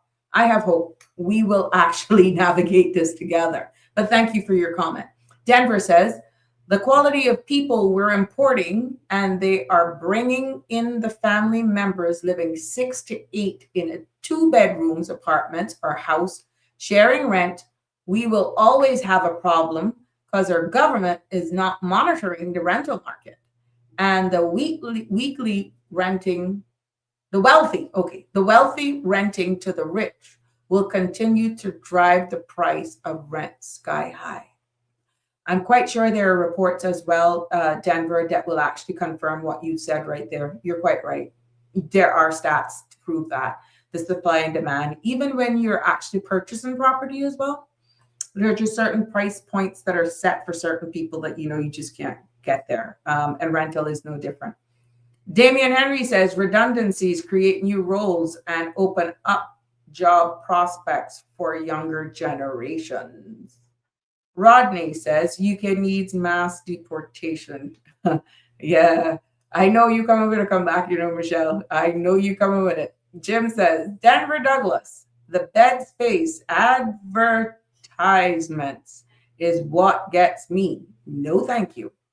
The bed space advertisement is what gets me. No, thank you. Catering to poverty. Keith says the cost of living is going to cause people, suffer from mental. We're seeing that right now because of stress, depression, and anxiety. I'm seeing persons who are actually struggling, to be honest with you, to just keep the lights on, to keep more and more food on the table. And as we're seeing almost daily, it's like the cost of items in the grocery store now continue to escalate. And let's say an average family of 4, single income, it's hard. It's continuing to be hard. And it's easy to get here and judge and say, live within your means, turn off the AC, do whatever you have to do to cut back with your consumption of utilities. If the driving cost of that as well is the cost of what you're paying for the fuel charge and all that sort of stuff, you could be using a candle. You still got to pay an astronomical bill sometimes. But how do you explain that to kids? And these are the real conversations now that we need to start having with our children. They will adapt. But we still need to have the reality, the real conversations as they come to pass. Life is uncertain. No one knows what tomorrow will bring. But at the end of the day, we can't give up. I'm not giving up. And I don't think either of us should. I said earlier on, this space is a very responsible one. It's a role that I have to demonstrate myself, conduct myself in a certain manner, because that's just who I am. But navigating life, in my humble opinion, my mom has said there'd be days like this, but I tell you, she didn't prepare me for this reality. And it's just like the roles of being a leader. You can't write this. But we have everyday choices to make. And I think that a little love, a little compassion, a little bit more love, a little more compassion, and just sharing a good thought, positive words of encouragement, even if it's someone you don't know, because you don't know what somebody may be shouldering. I think it will make the world a better place. We all deal with our hardships differently. We all deal and handle with stress totally different. But at the end of the day, like what Danny says, we all have the right to life. And our quality of life sometimes has to do with how we process things. Living a life based on social media, depending on what people say about you or how much likes and all that sort of stuff, that could set you crazy. Recenter yourself. And sometimes it's good to have the real talk to yourself too. And it's hard. But I really feel this world would be a much better world if we just learned how to be nicer to each other. And just showing a little love. That's all it takes. You stayed with me for the entire 2 hours, despite me not being able to really sort out this phone that I'm going to do. So you may see me pop up on the screen tomorrow at various times, as long as there's no, I'll be doing it straight from my Sabrina Speaks Facebook page. And I'll be probably calling some of you. And once I see the viewers, I'll ask you to do me a thumbs up. Okay, so if you see me at any point in time, at some point in time, day tomorrow, that I'm live, but it'll be on the Sabrina Turner's community page. It will be me testing this out to make sure that we will do it. I'll probably pop up more than once so that we can sort this out for Monday. But let me tell you something. As I bring this episode to a close, let me see what the real Michelle is saying. And check on your neighbors. Some people are going hungry and you would never know. That is happening here. Let me tell you that. That's happening right here. And you'd be surprised how much your very own family members that you may have seen over Christmas are going through something. But because on the outside they look good, you never know what they're shouldering. You never know. But yeah, it is. You're quite right. You'd be surprised what people are actually going through right now. And that's why it is something that you have to trust.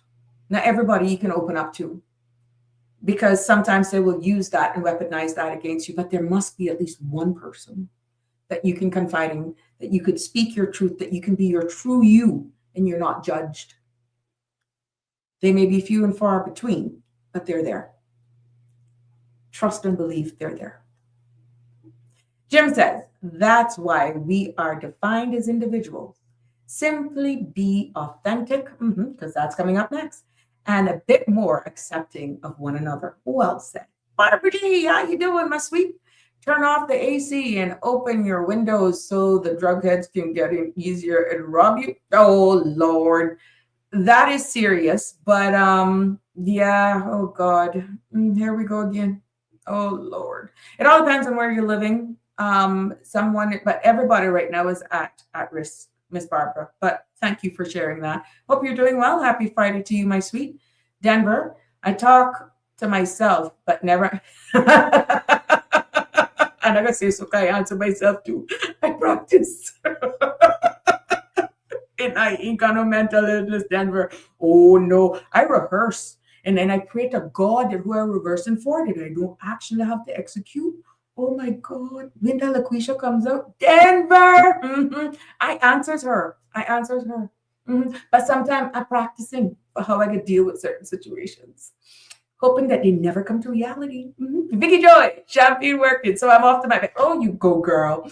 Enjoy the weekend, my love. I'll probably pop to myself this evening after this week and trying to sort out what the heck is going on with this phone. But it brings me to an end of today's episode of Sabrina Speaks. We can review open mic that wasn't so open because of the phone. But even though we covered some headlines, we got into some real talk here. I want to thank you for tuning in and engaging with me and being a part of this dialogue. And definitely I'll be back on Monday, hopefully, God spare his life, from 5 o'clock until 7 p.m., bringing you a whole week jam-pack of good stuff as we continue to navigate life together. I want to thank you so much. Until the next time, stay safe. Remember, Authentic is up next. And if you want to know how to cook Wilkes, you got to definitely tune in at 8 as well. Authentic is up next, right here on cmrtv.com. Have a good weekend. Love y'all lots. God bless. Be safe on the roads. That's a wrap for today's edition of Sabrina Speaks. Thank you for tuning in and for being part of the conversation. Remember, the dialogue doesn't stop here. Stay engaged, stay informed, and most importantly, stay empowered. We'll be back tomorrow at 5 p.m., same time, same place, right here on CMR TV and radio, where your voice matters and your truth is heard. Until then, K-Man, take care of yourself and each other. That's it for today's edition of Sabrina Speaks, where your voice matters, your story counts, and your truth is always welcome. Join us weekdays from 5 until 6:30 p.m. right here on CMR TV as we dive into the topics that matter most to you. Catch the show live or on demand at cmrtv.com. And don't forget to follow us on Facebook, YouTube, and Instagram so you never miss a moment. Until next time, stay informed, stay engaged, and always speak your truth.